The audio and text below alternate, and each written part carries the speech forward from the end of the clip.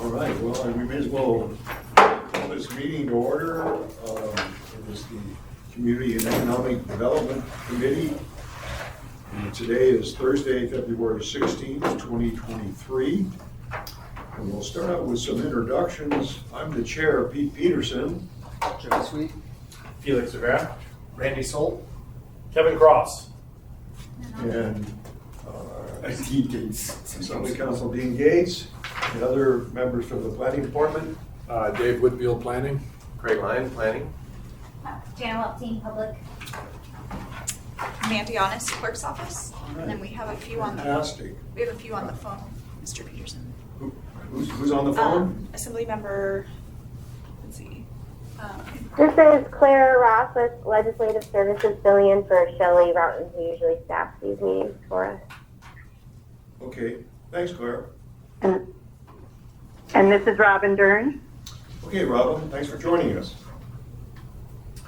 Okay, the first item that we have under what we're calling unfinished business is biennial marijuana licensing. And I'm wondering, do we have any other discussion or new information about this particular item? Mr. Chair, so Jenna Welton, we sent an email to her after the last meeting to kind of get some information from the industry side for some of the proposed changes for the biennial license. And some of my specific questions, since dealing with the licensees, wanting to know how, if the muni changed and the state didn't, kind of how would the industry deal with it, and just wanted kind of her perspective on it. So she's here to give some insights. All right, Jenna. Sure. So it would really help the industry actually, because I mean, the paperwork that Mandy asked for annual renewals is not like a heavy lift. But what is a heavy lift is all the inspections that have to happen. So they have to get like the zoning inspection, the marijuana specific inspection from the city folks, and this is something that's not really the city's, like not the city's fault at all, but what's been happening to Anchorage businesses is because they're really always nervous about these inspections. We've had this increased scamming going on where I've had like 10 businesses been scammed by folks calling the businesses saying they're city inspectors and saying that we missed a certain inspection and there's this fee due and they have to like go to a Bitcoin ATM or get a I'm serious. One of my clients just got scammed out of $18,000 on Monday. Yeah. $18,000 and claiming to be a city inspector and telling the employee you're saving the day, like, because without this fee being paid before break of dawn tomorrow, then your boss would have been totally out of luck and their business would have been shut down. So I think it would just reduce a lot of tension on marijuana businesses to not have these annual inspections. Plus it's probably pretty hard on the inspection staff for the city. I don't want to speak for them, but it's really time intensive. Like I've been to some of these annual inspections. It takes them at least an hour each time that they go inspect a facility. And, I don't think there's been like any, real compliance issues that come out of it. But, Elaine and Rich could probably speak more to that, the code inspectors, but it would really help out my clients to just have every 2 years an inspection, make sure all the issues are resolved if there is any, and just do the paperwork every 2 years. That would be helpful. And it doesn't really impact the state side. Plus, the state's going to be probably changing anyways, because one of the task force recommendations was to go to biannual renewal. So this will probably just match right up with what the state's going to do. And our update on the task force report is that we should be seeing legislation by the end of this week for the task force report. So that's going to be good. And Representative Wright is going to carry it. So legislation is being prepared to be introduced right now at the state level? Yeah, and it's going to have the biannual renewal as well. Well, then, we should be prepared at the muni level so that we can try to time it with the state so that it happens all at once, so there's not a confusing situation over a 2 or 3 year period as to whether, well, when does the 2 years start, when is, am I up this year or next year? Confusion is the last thing you want to create with this new licensing situation. But anyway, it's good to hear that there's legislation that's close to being introduced at least. Yeah, and I don't know if maybe the clerk's office would want to put out some kind of email. I did the other day. I put out an email telling all my clients, like, hey, if a muni inspector calls your establishment, make sure you inform your employees they would never ask for cash, pictures of the safe, Bitcoin deposits, cash cards. I mean, it seems so obvious, but some of these employees are like 21 years old and they're terrified of inspectors, and they know how much compliance is required, and so they get duped, and it's happened more than once, unfortunately. Well, you'd think they realize that muni employees work 9 to 5. Yeah, you would really think. I mean, I work more than 9 to 5. you know, planning department excluded. I know that they burn the midnight oil at the planning department. Anyway, yeah, you know, I remembered at the Public Safety Committee meeting here a couple of weeks ago, I mentioned that we were talking about doing this with the chief of police, and he thought this was a fantastic idea, because if his officers were spending an hour or even a half an hour inspecting marijuana business, we have over 100 marijuana businesses, so you're talking a significant amount of time that they're putting in, that they might rather be out on the street, hopefully preventing crime, you know, if we were fortunate. So, all right. Any other questions or discussion about Yeah, Mr. Constant? thank you. I don't know that I prefer to wait for the state to act. I would prefer us to get the piece of legislation enacted as soon as we can, and then that will help to push the state to act. If we get it to the point where it's ready to go, and we really feel like there's some tension about making it happen in lieu of the state acting, we could change the effective date. But I would prefer that we proceed with all due haste to get there. Well, yeah, we want to be prepared. We don't, you know, because it's hard to anticipate how long it will take to work its way through the committee process at the state level. Right. And we don't know how many committees it's going to be assigned to. If it gets assigned to 3, it's probably in big trouble for passing this year. Right. Now, it's possible it might pass next year. But usually, if you get 3 committees or more, it's Dead. basically impossible to get it passed this year for sure. And if you're lucky, maybe next year. I had a piece of legislation that got assigned to 3 committees, and it took me 4 years to get that bill through. And it passed at about an hour before midnight on the last day of the session. And we know those Title IV changes took 10 years. 10 years. And so I don't know that we want to wait. Right. Yeah, I mean, we're very optimistic as the industry, obviously. So we're really hoping for this year, but you know, the rumor is it's going to get 3 committee referrals. Hopefully, it gets less. That's the rumor. So, I mean, are they introducing it in the House or the Senate? The House? In the House. Okay. Might get less committees in the Senate, but Yeah. we'll have to see. All right. Well, I believe we should move on down to our next unfinished business. And the inspection process presentation by the AERDAC that we just touched on at our last minute meeting for a few minutes. And I'm wondering if anyone has got discussion points that they would like to bring up. Mr. Cross. Yeah, so we had an ACDA meeting yesterday, and they put out an invite that if we want to have more conversations, to one of the individuals that drafted these reports, they can have a couple individuals show up and give us a presentation about the process they went through in drafting this report. Because it'd be good to hear from the individuals that worked on it, because we're pretty much just observing it. But the reason I wanted to make sure we address this is that, you know, it's interesting, but depending on who you talk to, we have 2 different realities. My conversations here amongst the departments are, you know, and I get it, there's a lot of great problem solvers here, but there's just some grumbling in the community, and there's some frustration with contractors because, well, you know, contractors try to cut corners or work without permits, and so they're just a bunch of frustrated individuals, and their concerns should be taken with a grain of salt. And when addressing certain issues, not everything's going great, we're doing good. We realize we're not perfect, but then having the Association of General Contractors, the Anchorage Home Builders reports like this, and I've got probably close to 30 different emails from contractors going, no, like something needs to change down there. We're really, really frustrated. Plus 2 years in a row, we're now looking at MSNBC's worst place to do business. You know, Alaska in general, but we're the 900-pound gorilla of that. So I understand that it's something that happened gradually that suddenly we've got, you know, we see the complications in Title 21 and stuff, and we've done a lot here in just a very short period to make it a little easier on contractors and people. But I would like to hear from the individuals who put this report together. They've got some suggestions on the back, but I do know that the multiple departments here in Development Services have also been proactive in trying to resolve issues.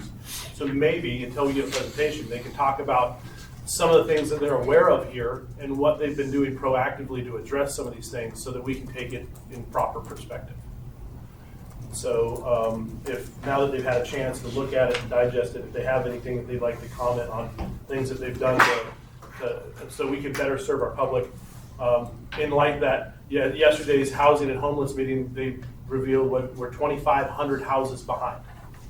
So we need about 2,500 houses to catch up to where we need. That's how bad our housing situation is. So, and I feel as if our department, this department, we're on the front lines. We either help development and help builders get houses built and see what we can do to get to yes, or we continue to say business as usual, and we just gradually get further and further behind. And that would be very sad. So I'd love to hear what we're doing to improve things from what they read in this report, or maybe other insights outside of this report that they can give us some perspective. Okay, thank you, Mr. Cross. Mr. Rivera? Yeah, thank you, Mr. Chair. I think just to add a little bit of clarity, so the gap analysis which the Anchorage Coalition to End Homelessness presented, those 2,500 units, that is not the entire housing spectrum. That is just affordable housing, workforce housing, permanent supportive housing, low-income housing, right? That is not the entire spectrum. So if you were to look at the entire spectrum, it's probably a lot more than just 2,500 units. So yeah, it's a huge issue. Right, 2,500 units. Yeah, I don't believe we could expect to have 2,500 units built in Anchorage in a construction season. Now, back in the good old days when I first moved here in the 80s, they were probably putting up 2,500 a year back then, because they were building on speculation. 1,000 people a month were moving to Anchorage, and so they was just putting them up as fast as they could. And of course, then they got overbuilt, and so we learned a lesson, unfortunately, back in the mid to late 80s there. Real estate can go down too. It went down over 50% within a few months. That was unfortunate. But Yeah, but I don't know if Dave, Craig, or Ross have anything that they'd like to contribute. If they had a chance to read this, if they had anything to contribute, or they just want to wait. Well, I'll say, Craig Lyon, Planning Department, we have a couple things to keep in mind, is that there's not just one department, there are several departments that deal with everything related to planning, building, permitting, and inspection. There's lots of different moving parts here that go into all of this. I know the Planning Department has monthly meetings with the Home Builders Association and is constantly working to see how we can improve the process. Dave or Ross could probably speak to the specifics about things that have changed over the years. I just know that we continue to have those monthly meetings to work on any area that we might be able to improve things. So. Yeah, I mean, if we're talking about specifics and what we've done to work with the development community on challenges they've had, at least in my department with Title 21. We've had a number of ordinances here recently that we think are moving in that direction. We've had the ADU ordinance. Obviously, Kevin's aware of that. I think you participated in that. Kevin, you also participated in the parking ordinance. We have an omnibus ordinance similar to the one that we saw 7-8 months ago coming forward. We presented that to the FCC last night, and we think that there are changes that exist in that ordinance that we we feel are gonna incentivize more development, and specifically development of housing. There's a couple of amendments in that we think will certainly benefit the development community. So you'll be seeing that here shortly. We're planning on taking that to the Planning and Zoning Commission here real soon, and then following that, you'll see it at the Assembly. So speaking to this report, I would say we are the type of department that likes to receive constructive criticism. We are always looking to improve. And so if we hear from the development community specifically on things that they're running into, and this report kind of speaks in general. I would like to know, Kevin, from the folks that you deal with, specifics, because if I understand specific problems that they're running into, then I can address those, and we're willing to do that. As Craig mentioned, we meet with the home builders once a month. So, and I'm trying to figure out how we do that and yet maintain anonymity, because something that has occurred in a complaint I've had from the general public or from the public in general and from contractors is that they get the impression and it talks a little bit, I don't know if it speaks to this, and I don't know how to use this, but not vindictiveness, but they're afraid to come forward because they've brought complaints forward before and they've seen their other projects suddenly get tanked or run into a bunch of red tape. Or you make one individual upset and then that project goes. There is a fear amongst our contractors to bring those issues to light, and that's concerning to me. That would be concerning to me as well. And so they're like, no, because if I say I've got this specific problem, this is what they're going to know. How do you not be specific with a project? And they know you're the one being the squeaky wheel, right. And then their project's going to get tanked by someone else there who's, and then next thing you know, you've got multiple inspections. They're coming through with a fine-tooth comb, writing up ridiculous stuff because our inspectors right now have a light workload. Right. And maybe that's true, maybe it isn't. But I would have a feeling that we've got to have that tells me that the attitude is not get the yes. The attitude is us versus them. I guess my thought is you take this report and you go back out to public and say, we've heard it and we understand it. We appreciate you and we're going to do what we can. And rather than, not look at it as an adversarial piece of information, but look at it as something that's constructive and use this to our benefit. Agreed. And I don't look at this as, some adversarial position. I look at it as an opportunity to improve. Yeah. And I'm not aware of any situation or any project that has been derailed by somebody bringing up an issue or any sort of, members of our staff with respect to Title 21 that are, vindictive or making problems where problems don't exist. So I don't want to speak for the building permit side. I don't know how things operate over there. Yeah. But on the Title 21 side, anyone that has a problem with process or a problem with staff, they can bring that to me. Whether they want to remain anonymous or just come and bring that problem to me, I'm happy to address it. Like I said, we're always looking for opportunities to improve. I really appreciate that, Dave. Thank you. Yeah, and I would just continue to say that we don't need a name of someone making a specific complaint. We just need to know what it is. We can't fix it if we don't know specifically what it is. I direct my staff very clearly that it doesn't matter who the person that's having the problem is. How would you treat just the average citizen? It can be a well-known developer or someone who's been working here a long time. Take that name out of the equation, and how would we deal with it? How does the code allow us to address this? So my direction from on top is we don't care who's having the challenge, just how would you deal with it and what does the code allow you to do? We're happy to do whatever we can to not be an impediment.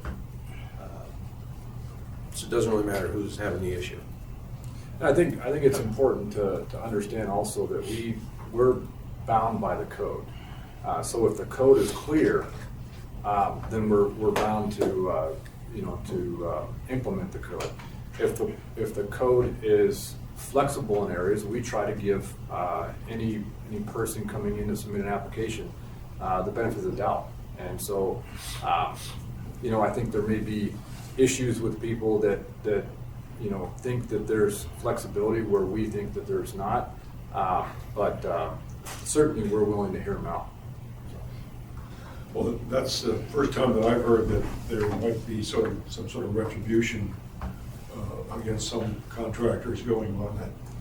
That's a surprise to me. I mean, I don't have a close connection to the building community like you do, Mr. Cross. But And I've not heard that at least on the Title 21 side, I've not heard that. So. Ross? Yeah, excuse me, this is Ross Nossinger, acting building official. So I've been hearing that my entire time with the municipality from certain contractors that believe that if they come forward with an inspector or a plan reviewer, that there's going to be retribution. And I'm sure there's people out there that believe that. And I'm sure in the past that things like this probably have occurred. But the reality is if they don't come forward, if an inspector or a plan reviewer is acting that way and people don't come forward, they're just empowering them to be that way. And the problem will never get solved. And so, you know, when I hear these things, I really push people, you know, bring it forward so we can solve it, because we will solve it. We'll take care of it. And I'm acting building official, so I'm primarily just over my plan reviewers.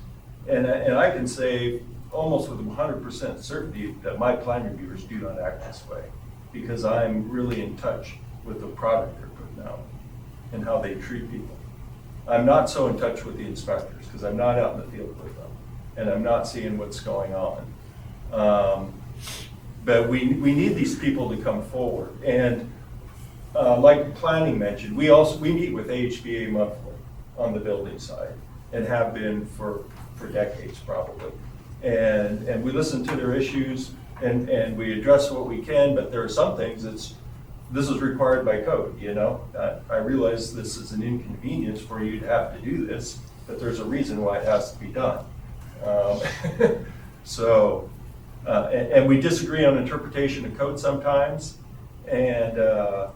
but at the end of the day, it's the building official who's charged with interpreting the code and ensuring that it gets applied accurately and equitably, you know, across the industry.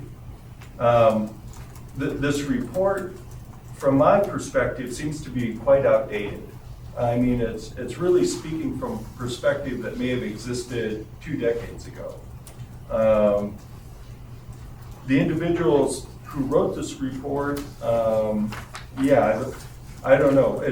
But in order for me to address anything, I need to know what the specific problem is, right? You can't speak in general terms because I can't solve anything, you know. I need to know what the specific issue is that needs to be addressed to address it, just like planning mentioned. Things have happened. Probably one of the biggest things that we do to serve the industry is we allow partial submittals for permit applications, right? And a partial submittal basically allows the permitting process to take place concurrently with the design process. Meaning you don't have to complete the design of a building 100%, which takes time, submit it to the Muni, complete plans, complete specs, get it reviewed. You can take your building to say like 65%. The structural design is probably closer to 90%. You can submit that to the Muni with the intent of getting a footing and foundation permit. Now you're running your permitting process concurrent with your design process. You got a parallel flow, not a linear flow, and it saves a lot of time because we can generally issue this footing and foundation permit before the designers are even done designing the building to get them going. And this is something that's evolved over the years, but I think it's a very effective means of addressing the time factor, which is the money factor. So you don't have to get the 95% design before you can get some of the earlier permits. You know, it's interesting because it's like probably every building department in the nation is under this pressure to turn work over quickly, right? And every building department in the nation suffers from getting incomplete submittals because the design team, the development team knows that they've got this, they got a certain amount of time to allocate for permitting. And so they want to submit incomplete work to start the permitting process, right? And then the jurisdiction then says, well, you're submitting incomplete work, and that's taken us much more effort to review. And so then jurisdictions start imposing this, we're only going to accept complete work. And then you get this friction going between the jurisdiction and the design development community, where I think Anchorage has evolved, where we realize we just got to do this in a parallel flow process, right? We're going to have to do phase permitting. We're going to have to give you a footing and foundation permit, a structural frame permit, a core and shell permit, and then finally the full building permit. Especially on these bigger projects. Well, and, we're probably in a little bit of a different situation here in Alaska because of our building season, Somewhere down south, they build 24/7, 365 days a year. We do some of that, but it's usually, if they can get the building closed in, they can work on the inside in the wintertime. Try to get a timing set up like that. But it's a little more challenging here in the Great Land. And we're really in tune to the fact that we're chasing the seasons. It's like, man, we got to get this F&F permit going so that they can get the foundation in, get the frame up, and get this thing enclosed before the snow flies. Right. Because if they're starting footing and foundations in September, they're into tens of thousands of dollars in tenting and heating costs. Right. Mr. Cross? Yeah, it's, that's excellent, and I agree with everything you said, Ross. However, I do think that there are some specifics. The last 2 pages, I thought you provided some excellent specifics regarding short-term, mid-term, long-term specific items. So, and it sounds like some of these that you're already in the process of addressing, you're already working with, which is excellent. I think what we utilize this as a tool, which is, we've heard it, we see it, and by the way, we're already addressing these. That can be our outreach to the public, because if we're making dramatic strides, and I feel that we are, but it is our job to communicate that message effectively to the public, what we're doing to improve things, and I don't know that they're aware of that yet. So I think we can use something like this to highlight what we've been doing and say, we hear you, and this is what we've changed in such a short period of time, and we will continue to work on it. And I think that'll give more encouragement to builders, because right now there's still a feeling of frustration, and I think it's our job to communicate effectively with them. On that, it's interesting because I think 5 or 6 years ago, we were issuing 500 building permits a year. If I look back at the numbers, now we just did just over 250. And so we're at half the number of permits in 5 years, but but if you look at the length of time, according to contractors, they feel as if it's got longer, it's got more cumbersome. So perhaps there's been some code changes and things that have added to that, but, how do we go from half as many permits being drafted to still taking longer to get stuff turned over? Or is that just a perception? Like, if we can show them that, no, that's not, in fact, based on the data, and based on that, we can say we're actually improving, and here's what we've done. But if we don't effectively communicate that, then, our success or failure happens one conversation at a time with the public, and if we're not effectively communicating our efforts to improve things, they're going to think that we're not sensitive to their needs. And I think this is an opportunity for us to do that. So thank you. Okay, all right, thanks. Mr. Wilbur, you joined us. Do you have any thank you. Sorry, Mr. comments Chairman. on this? I do. Actually, I would like to comment on Assemblymember Cross's comments. One of the things that when I read the report, one of the first things I did was go back and look at the performance measures for the Development Services Department. And they have a list of them about the turnaround time for permits and reviews. And I would encourage you to take a look at those things, and we can sort of emphasize that information, because it does tell a story about the turnaround time, based on our performance. And it talks about the number of permits, the number of employees, the amount of time it turns around, so you can balance, you know, the level of resources that we have and the level of work activity that we have. And I would just encourage you to do that. I think to telling people that our successes, as Assemblymember Cross alluded to, this is a really good tool. It's a tool that I use to measure, you know, what type of resources and where a department needs, not only development services, planning, you know, if they have similar types of turnaround requirements as too. So I would encourage you to take a look at that. And I'll just cite one example here. You know, the first time residential reviews completed in 4 business days, which is what our turnaround time is. We had in the 4th quarter of last year, we had about 140 reviews come in, not very many. Our target is to get them done as soon as possible. We had 85% of them done in 4 days and 96% of them done in 10. They were all done in that amount of time. And you can go back in time, and I think when you look, when we had a lot of permits, these performance measures were set back in the day. So I think it's a really valuable tool to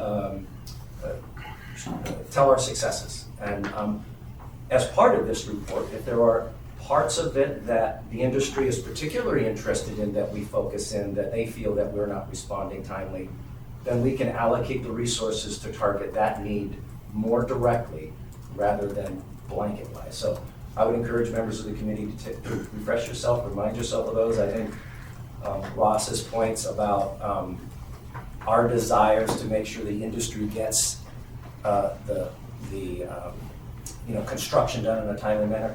The same things the private industry is facing is the same things we're facing inside maintenance and operations when we're doing construction. So we're facing those same challenges and appreciate those as well. So time is money, and sometimes you just can't. Mother Nature influences that a lot. So thank you for the question, Mr. Chairman. And Mr. Constant. Thanks. So, Lance, you just referenced the performance measures, and for new members, it's a document that comes to us as an AIM with a link. And you go to this link, and then it takes you to a page with hundreds of other links. And the interface is useless, really, because it's so baffling to access and understand what's going on there. And to the point where we've had conversations either let's update the system or get rid of it. And Lance, you're the first person since I've been on the body, I think, to effectively reference those measures that are posted every quarter, which is a telltale sign that that tool is not effective. And I think what we might consider doing is, and I don't know how we do this, whether it's annually or quarterly through the various committees that oversee the departments that submit content into those reports, is get a briefing on what's important to you for us to see within those reports, because it is literally one of the most useless tools ever because it's so baffling. It's so much information, and there's not even a key how to use it. Through the chair, Mr. Constant, I appreciate the response to that. To me, I mean, because I use them a lot. Right. I use them a lot for a variety of reasons. I use them a lot when I was the budget director because it tells me the performance of a department based on the resources they have. You go to OMB, you go to performance measures, you pick the department of choice. It's 3 snaps. We will provide that to you. But to Mr. Constant's point, I think the performance measures, when they were originally created, it was data that wasn't always beneficial.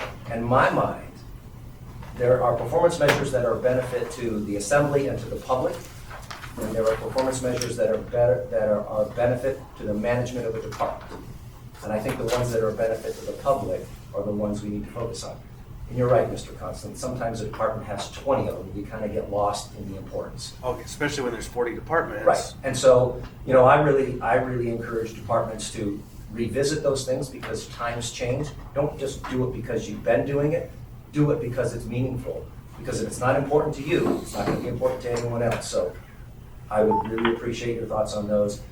We're not going to get rid of them, but it would be great if they were more useful to you. Right, and so I think that's going to have to come from the department heads to help us understand how to meaningfully access them, in what rhythm, what time frames, and what tools.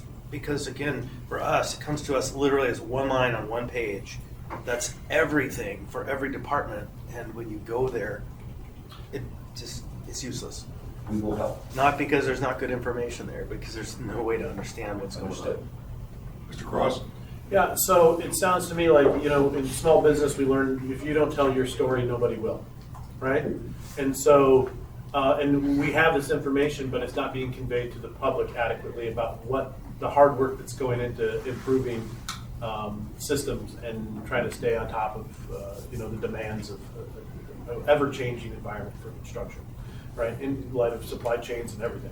So I think this just gives an opportunity just to take a look at the way that and you provided, you know, lots of links and stuff, but that can be exasperating. Yeah, it'd be really nice, and I know you're already busy, and I don't want to try to add more stuff. I am coming from curiosity, by the way. I'm not coming here from judgment, but you know, I'm just trying to interrogate reality and try to figure out where we're at so we can better serve the public in general. And I think this gives us an opportunity to tell our own message. Because if there's things in this that are 20 years old, as Ross says, or they're just things that are based on old things, then I will tell you that most of the public has no idea what we've been doing. And so if there's a way that we can make it simpler and less arduous to dig up and find information regarding the improvements that you've made, whether it's just a quarterly report or a biannual report on this is what we've done in order to make it better, and it's kind of like a service to contractors, you know, owner builders or whoever that is, then they know that they're being heard, you know. But to Chris's point, if I brought your concern, you said, look how good you're doing, and you sent me to a sea of links, I would not feel heard. You know, so this is just an opportunity to, I think most of this might just come down to being an effective communicator, the same way you make a marriage work. Thank you. Mr. I'll Sullivan? be brief, not to be a dead horse. Yeah, maybe take some of those public metrics that, you know, that tout your own horn and put them on front and center on your pages. And you said, you know, you're going to keep doing a lot of these metrics. I've done many times in my career, take reports or meetings and just flat out stop them for a couple months and see who complains. And a lot of times you'll find out no one misses them at all. And maybe there's some importance, but that frequency could be changed, or it's time to review that metric to make sure people know why it's being measured and what the action is if it's out of parameters.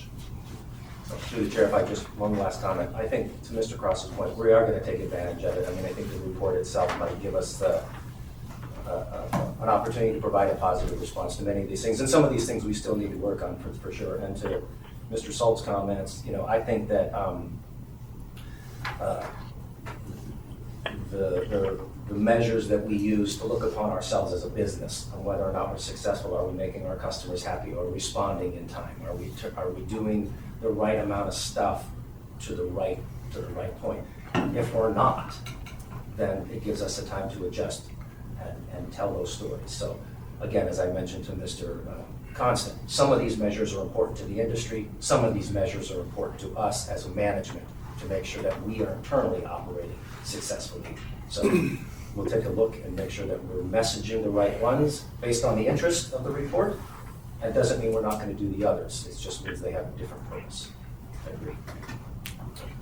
Thank you, Mr. Sullivan. Mr. Rivera? This is Claire. Could I jump in at some point in the queue? Go ahead, Claire. I was just going to say something that Legislative Services is working on is after the Assembly passes a more complex piece of code change, we're starting to get Assembly members and people from planning and development to go to the industry groups to share how the changes will affect them and make sure they understand them. So Mr. Cross and Mr. Volan are going to the Home Builders Building Council meeting on March 8th. About a month ago, Mr. Cross and Mr. McKenna Foster from Planning went and talked to the Chugiak Eagle River Chamber of Commerce. And we're also planning to do some of the same with CHAR and the Brewers Guild with some changes relating to alcohol. So just to put that out there, that's one of the things we're doing to try to overcome this lack of understanding about all the things the city is doing to try to make business easier. Great. Thank you, Ms. Ross. Mr. Rivera? Thank you, Mr. Chair. I think at this point, enough's been said on the topic, so I'm good. Thanks. Pretty good. Okay. All right. Fantastic. We have any other comments or questions about this item today? Or were we, Mr. Cross, are you planning to bring someone at our next meeting to talk about specifics? The recommendations? Perhaps, or- I can speak with Lance one-on-one, or I can just, I do need to make an appointment with Ross just to sit down. We can look at some of these items. I feel as if some of these items have already been addressed to some point, but, just, again, I will tell you that, what our assembly staff has done as far as putting together, materials, outlining code changes is spectacular. And I think, Daniel McKenna Foster has also been a huge, what a fantastic employee he is for our meeting. He's done a great job as well as assisting them and helping put some of this stuff together. So, and that is extremely helpful.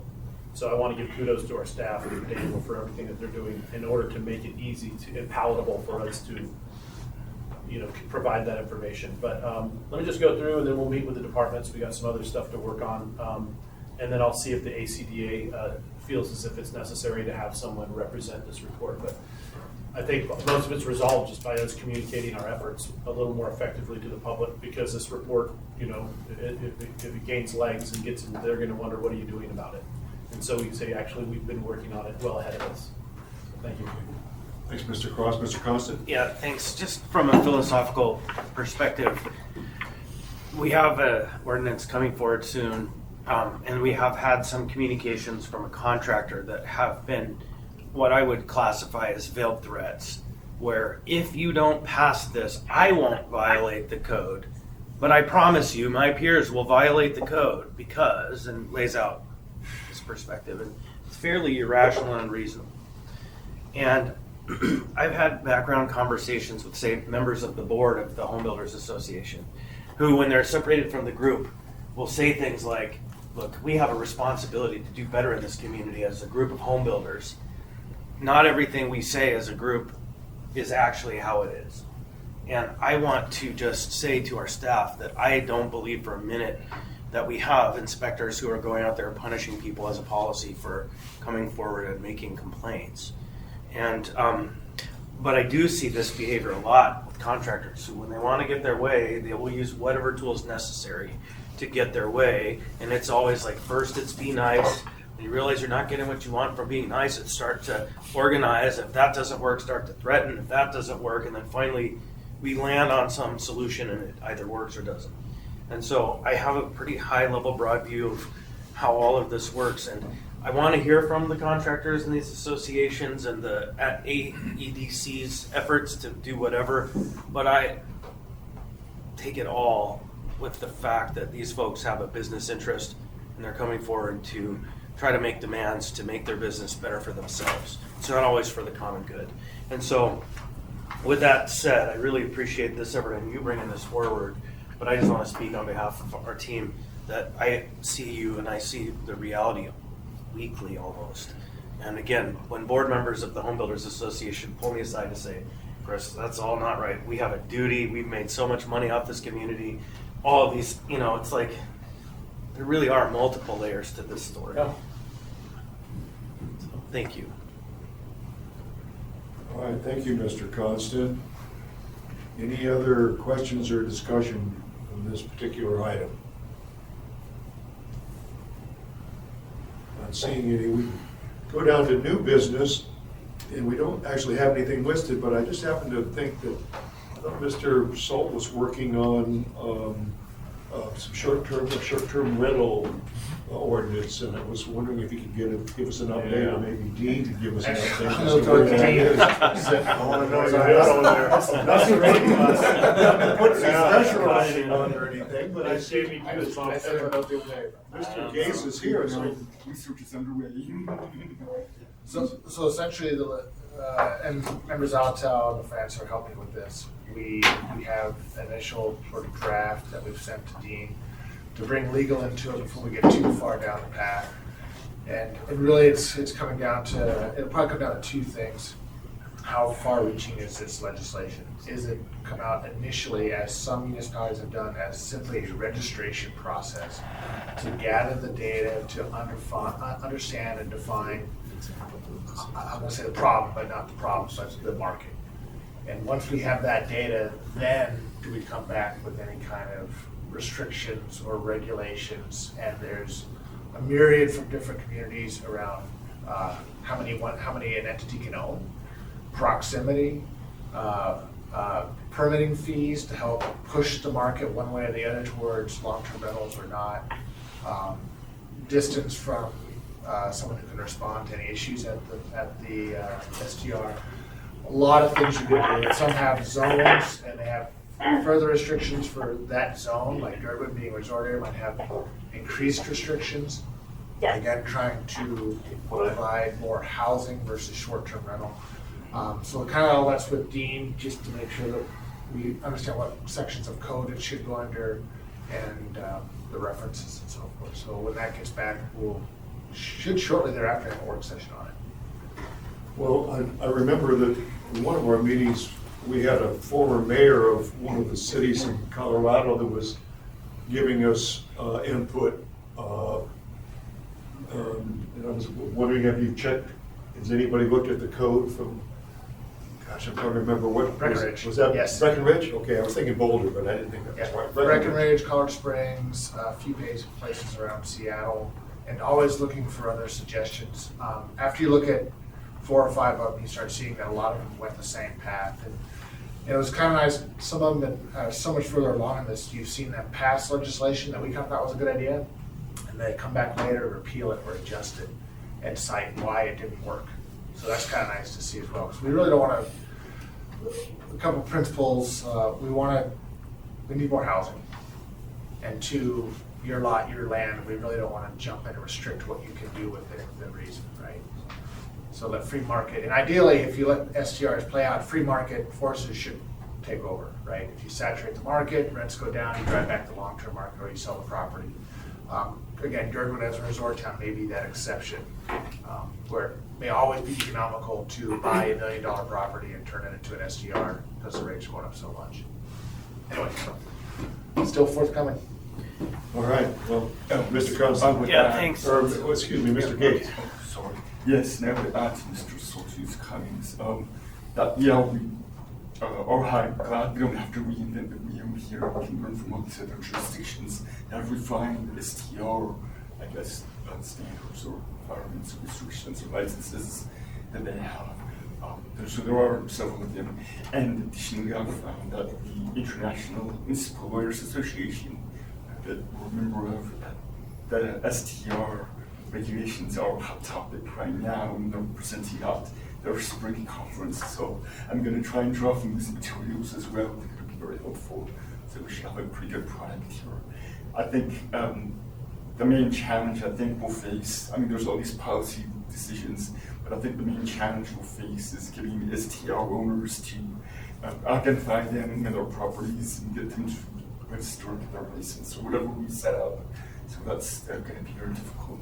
Our Treasury Department faced that in the past because these are all subject to our bed tax here. Right. And then you can identify them, the platforms, Airbnb and HomeAway and VRBO, they don't review the addresses and identifications. And there's your regular reservation in Canada, right?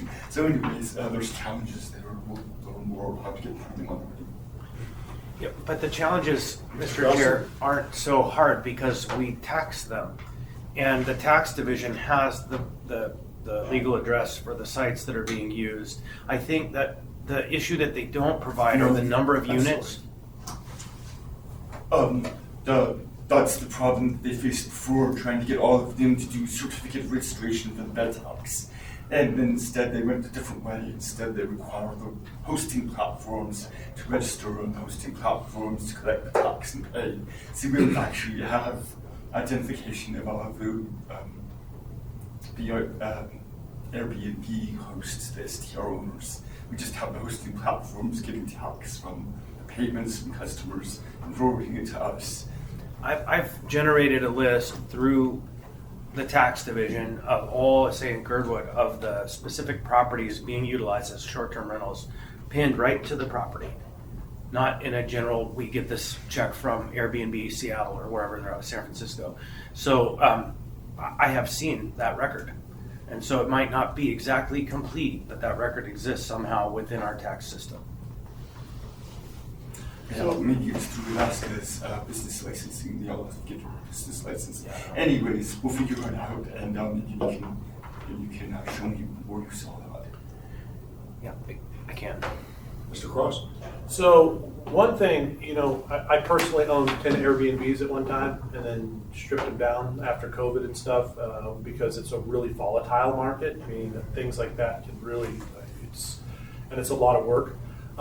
The one thing that's important to keep in mind as you do legislation is that the Airbnb or short-term rental market has totally changed in the last several years. It used to be mostly that it was vacationers. It is not. I would say probably a good strong, 75-80% is workforce housing. And that is, they're going on, Furnish Finder, things like that, where they're looking for Airbnbs that'll rent out for a prolonged period of time because we have such a worker shortage. Nurse housing, where they rent a room and share a kitchen, is taking over a lot of 2-bedroom, 1-bath Airbnbs. They're making not quite as much money as they do on a short-term rental, but they have less turnover, and so you end up making more money with slightly less rent. But we got to realize that if we do anything too oppressive, we're going to be penalizing the fact that we have a short workforce. We're going to drive wages up even further because that housing cost for people who are coming up to fill a supply that we don't have, right? A supply of, and by the way, these are advanced jobs. These are nurses, engineers, doctors, attorneys. I have a downtown Airbnb that's rented out 6 weeks at a time, 6 weeks on, 3 weeks off by a doctor who works at Providence. And he pays top dollar, and I let him store stuff there, but I made sure he paid enough that those 3 weeks he's not there, he doesn't pay for, I cover that vacancy. That's not technically a short-term rental because he's over 30 days. But he advertised and picked it up as a short-term rental. You're paying bed tax on something, you're paying taxes, it's registered as a short-term rental, even though it's not being used in that capacity.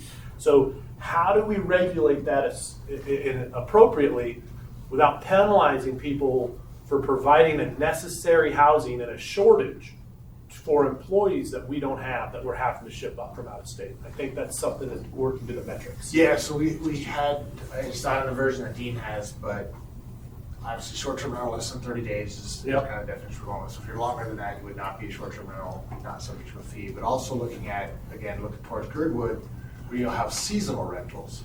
So maybe offering a reduced fee or no fee if you short-term rental for 6 months and then rent for 6 months after that, or live in that place for 6 months after that, trying to capitalize on the summer worker season and the winter worker season.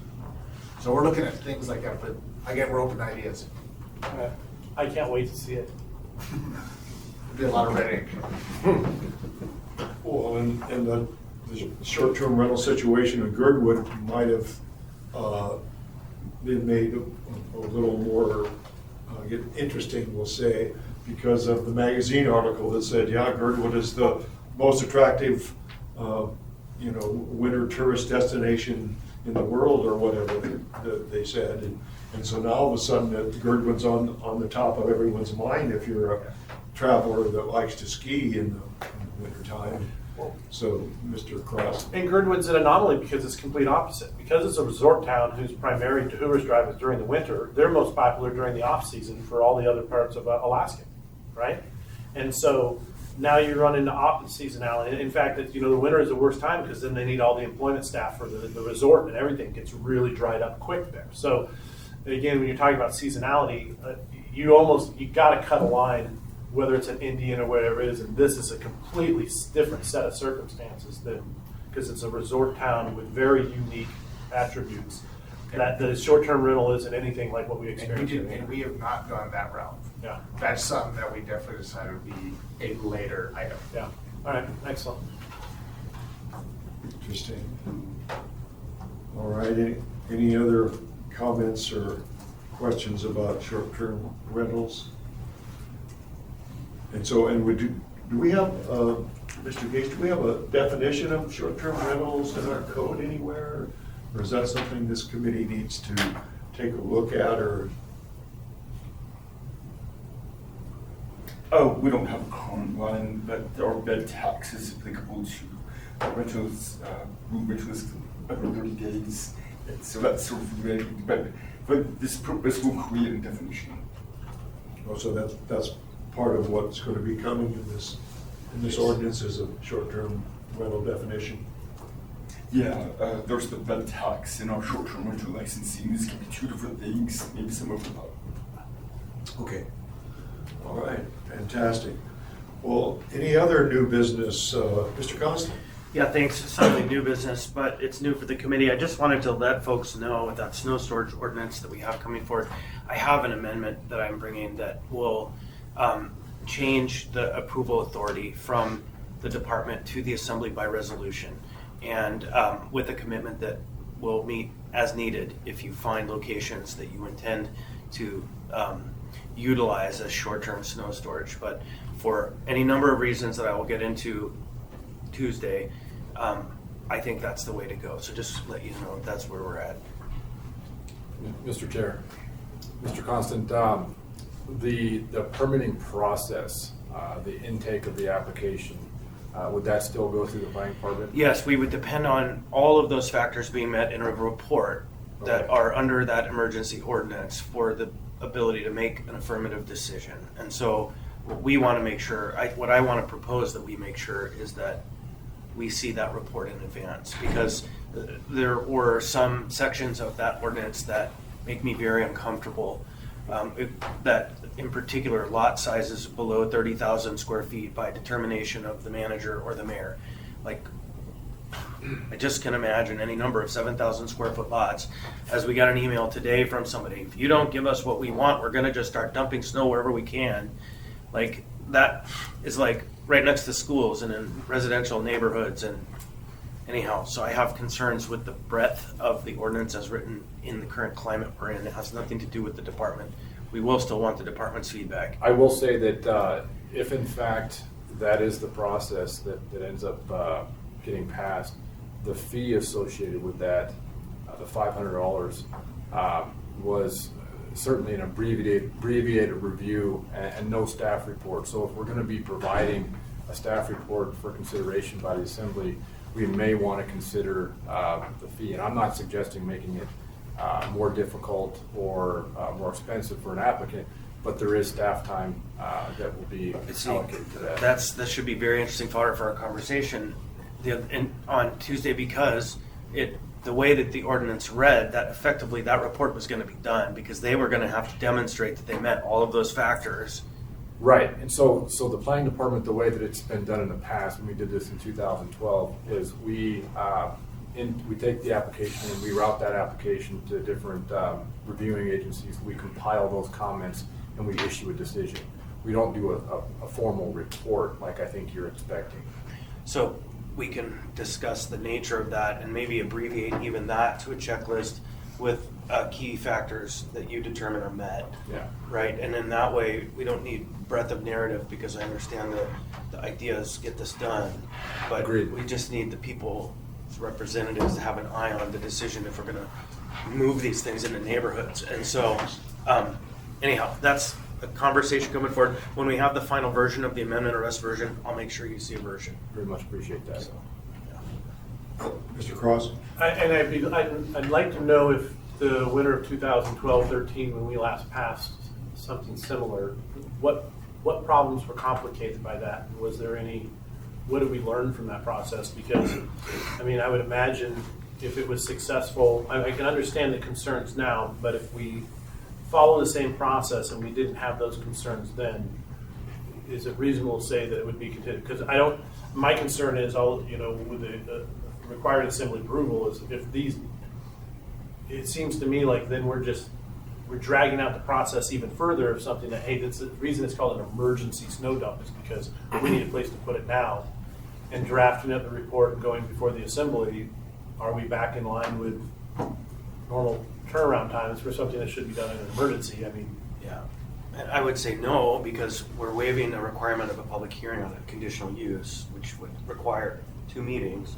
By resolution, it could be the next called meeting. And so, do it as an EO or something? no, that's the thing. There is no snow emergency declared. hasn't been. And so rhetoric that we have a snow emergency is not entirely accurate. But the idea of being expedited in our approach, that's the goal. And we can literally set up, and there's even a whereas clause added to the ordinance that says, we commit to meet when needed. And we have demonstrated in the last 3 weeks a readiness, a willingness, an ability, and an actuality of meeting to take care of these things. And so they shouldn't pop up like mushrooms. They should be methodically placed. They should be thoughtfully in, with no harm possible to the nearby properties, and those basic factors have to be met. And at this time, I just feel like the assembly is the proper venue for those decisions. Well, and this is a top of mind issue because the forecast is we're going to get a bunch more snow, if they're right anyway, and there's nowhere to put it right now, so, I mean, To answer Mr. you're Cross's, probably getting as many emails as I am about snow problems. Mr. Whitfield? Mr. Cross, you had asked the question, you know, what problems arose in 2012 as a result of the ordinance. I'm unaware of any problems that occurred. We only had 2 applications in 2012, and as of right now, I know of only 1 application that will be submitted to us if this ordinance is passed. All right. One applicant has come forward saying that they intend to. In fact, they've already submitted the application. We've routed it. Obviously, if the assembly passes the ordinance, we will we'll consider that. But only 1 applicant at this point in time. Wow. I'll wait till after the meeting to ask who that vendor is. There's definitely demand out there, so. Well, Pete, I'm getting different messages. I'm hearing from contractors that provide snow storage that say they aren't overwhelmed, they have room. And so I'm getting mixed messages. You're talking private? Private and public. I'm getting loud and very demanding messages from one small faction, which isn't enough for me to feel like we must, if there were an emergency, there is a power to take that on. Right? The administration has that power. Thus, if it's not an emergency, I think we should be granting it personally. We'll talk about this on Tuesday, but with limits, with the chairs. If it's not an emergency and they're not overloaded, then what would be the benefit of paying for a snow dump that nobody's going to use because there's not a shortage? I mean, it seems to me like the amount of snow determines whether it's an emergency or not, and there's only so much snow you can haul unless you're moving it from dump site to dump site. And if there's not long wait times, and if there's not, then the other places, it's going to become primarily a location, a jurisdictional, which is what is the most direct route for the amount of snow that I have, rather than hauling it a long distance with then just an increased cost or increased fuel usage, turnaround times, which slows down the process. But I guess I kind of feel as if there's a market for snow, the demand of snow kind of dictates how much goes where. And if there's not enough snow to haul and there's not a shortage, then there are not going to be giant snow dumps everywhere because there's just not a giant amount of snow to relocate to those areas. So, I mean, I can see the concern, but I don't know if that exists. It'll be an excellent conversation. So thank you. Should be interesting. All right, interesting. Any other questions or comments about snow storage? Not seeing any. We can go down further in the agenda to audience participation. Anyone? Oh, Mr. Cross. I see Jim's here from the ACDA. Jim, did you have anything that you wanted to add while you were here? I know we had a meeting yesterday. Introduce yourself. Sure, I'm Jim Weingarten. I'm the acquisition director for ACDA. And we've got some good projects on the books right now. We're looking for investors on our Mount McKinley building, which is an office building we're converting into residential space. So if anybody knows anyone interested in an investor, that would be great to hear. And And to speak to snow storage, just so you know, Easy Park and our parking meters got devastated in December with, what was it, about 80,000 in lost income because nobody could park downtown due to snow storage and snow issues. And so that's something to keep in mind when we talk about, I mean, they were having trouble clearing meters and they weren't able to ticket people because people were like, I can't even get to my meter, much less park on the streets. And so, you know, you talk about a snow storage issue, and it's not just the expense and cost, but the fact that downtown and parking almost came to a complete halt, which financially for our Easy Park and our parking collections almost, you know, became non-existent for the month of December. It's very painful. So, thank you. There's some new coordination now between the city and then also the downtown partnership, where the downtown partnership will clear the sidewalks the night or the day before the city comes through and cleans out the snow. So we're helping that coordination process. Yeah, when you get this much snow, you have to work more to coordinate. You know, if it's 3 or 4 inches different than 3 or 4 feet, so. Yeah.